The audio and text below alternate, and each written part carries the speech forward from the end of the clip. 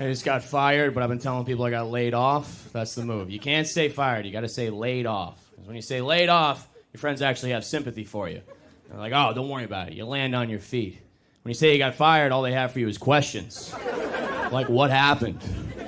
What'd you do? And I'd answer those questions if I had a cool answer. If I could say something like, oh, dude, they caught me vaping in the handicap stall. They caught me jerking off in the handicap stall.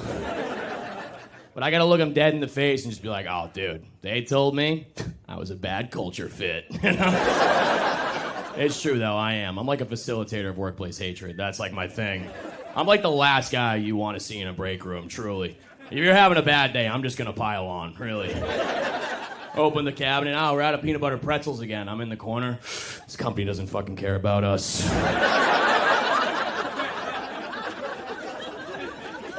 Look, I can't be the only person that actively roots against their company to fail, right? Look, paycheck is nice and all, but wouldn't you just like to see it all burn? It's a startup. Who would miss it, right? I don't know, I had to check out my resume for the first time in a while. You ever look at an old resume and just marvel at the lies? Bold, italics, lies. It's all... I had a line in there that said, entrepreneur. Like, yeah, I used to sell Adderall. Like, what do we... And I don't feel bad talking about that either, because I don't think you can overdose on Adderall. Like, I don't know if that's true or not, but I'm not like a doctor or a reliable guy. I've just never seen an episode of CSI where they walk into a dead guy's place like, must have been an extended release. All this guy's chores are done. I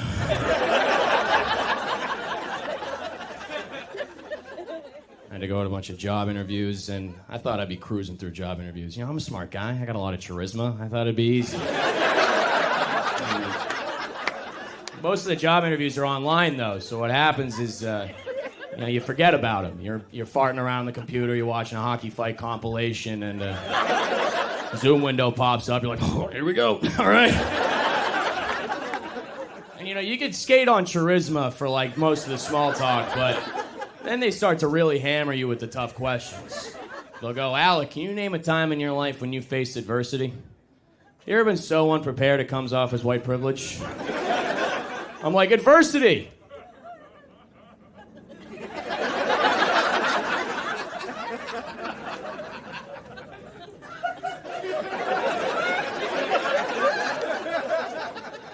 And then you slam the screen shut and blame the Wi-Fi. That's the move. Would you want me to wait and be like, oh, this one time at sailing camp, there wasn't any wind. Like,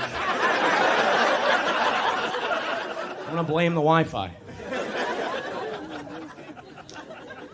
I got a temporary job right now. I'm a substitute teacher. If you ever wanted to find out how your friends really feel about you, just tell them that you're teaching. So they'll just say things to your face like, wow, they must really need people, huh? Yeah, there's a shortage of heroes right now, actually. It's always your buddies that work in, like, tech sales or something. And I would never say that to them about their jobs. I'd never be like, wow, they must really need a washed-up D3 athlete with a code problem, huh?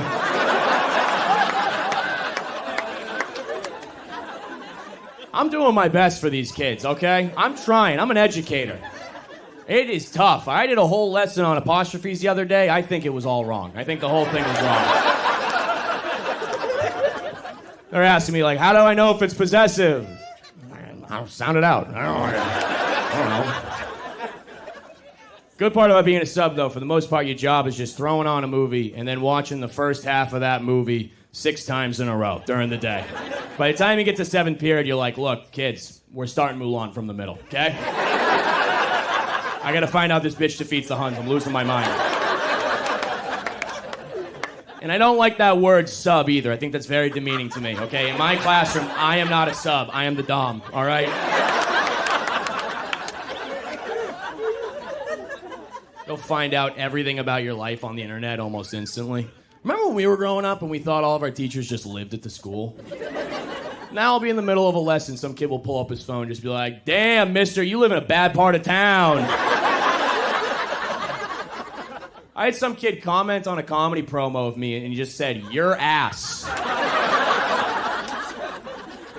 was like, Eric, this needs an apostrophe, dude. Come on.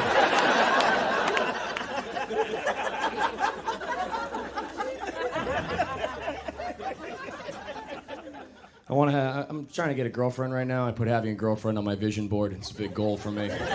Don't laugh at that. I don't know. Look, everyone's got a girlfriend now. Even like the weird friend in my group, he's got a girlfriend, and she's way out of his league, like suspiciously out of his league. But she says it's because he has big golden retriever energy. You heard that? Big golden retriever energy. I don't know. I think it's kind of cute. It's cute. It's fun. Like, I'm gonna start saying that. Big golden retriever energy. We were all calling it mild autism. So if you met Dave, he's a biter. Just dating as a whole, I'm feeling very hetero-pessimistic about it. I'm a straight guy. Any other straighties? Straighties? Woo! I'm trying to make that into a like we see each other. It's not really catching on. I'm working on it. I'm not a trendsetter. I just do my best. I don't know. I just as a whole, like as for a straightie, you know, it's as a guy, it feels like I'm always just giving dating advice I didn't ask for, especially on social media. On my feed, it'll just be beautiful women with their phones in front of their face saying things like, hey guys, here's the 13 things you do that give girls the ick. Number 1, existing. Number 2, ankle socks. I'm like, all right, should I go to Kohl's or kill myself? What's the move? I'll do both. I'll try. The sad part is, though, the flip side of that coin is the alpha male content. The guys with the aviators smoking the cigars being like, how value men are bred to be hunters. Are you ready to hunt for your prey? It's like, no, dude, I'm gonna make like pizza rolls or something. I hate all that alpha male content, dude. It's very toxic. And especially it sucks when your friends do it. Like, I had a buddy, he posted an Instagram that said, when she broke up with you, she made a bet on your future. Make sure she loses that bet. I'm like, are you about to shoot up a casino? What are you talking about? It's sad because I wish my boys could just feel comfortable enough to talk to me. Like, I've been going to therapy for like a month, okay? I'm an emotional intelligence brown belt at this point, all right? I got moves, dude. You want to kill yourself? Have you tried going for a walk, my man? What about breathing, huh? I don't know. I could use those tips, though. I'm not great. I had a girl over my place the other night for a movie night, and I picked out the movie. About halfway through, she starts kissing my neck a little bit. You know, hand starts going around my belt. So I press pause, and I'm like, hey, what's up? You don't like the movie? What's going on?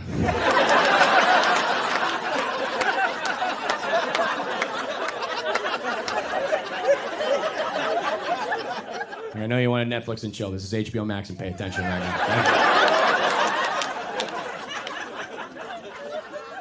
And like, I get it. She wants to get into it on the first date. It's very fun and all, but I'm going slow in this hookup culture now because I've noticed that although we're more likely to hook up on the first date, these hookups are turning into things that are a little bit more physical than for my liking. Like, I'm a kinky guy. I get it, okay? But it's a little bit different when we have a couple margaritas, you come back to my place, and there's a lot of slapping, spitting, choking, pulling, grabbing, things of that. I'm going on these Hinge dates. I'm ending up in cage fights. Is this happening to people? I'm wearing a condom and a mouth guard. I'm not having fun anymore. I'm kidding. I'm just wearing a mouth guard. Come on, Ryan. Ah, come on, give me that. He doesn't want any part of it, but play along. And look, we're all kinky people, right? I like being kinky. That's very fun. But there's a difference between being kinky and being open hand slapped in the face when you don't see it coming, okay? She's riding you cowgirl and just whack! You like that? I'm like, yeah, that was hot. Give me a second, my eyes are coming.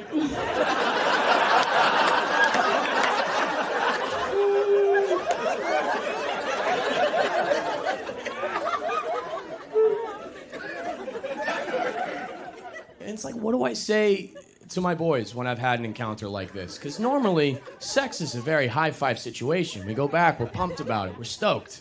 But what do I talk about when I've had an encounter and I feel like I've been embarrassed and I feel used and I feel dirty? I'm like, yeah, dude, went back with the girl from the bar last night. Uh-huh. Yeah? Well, let me tell you, my man, I could use a hug.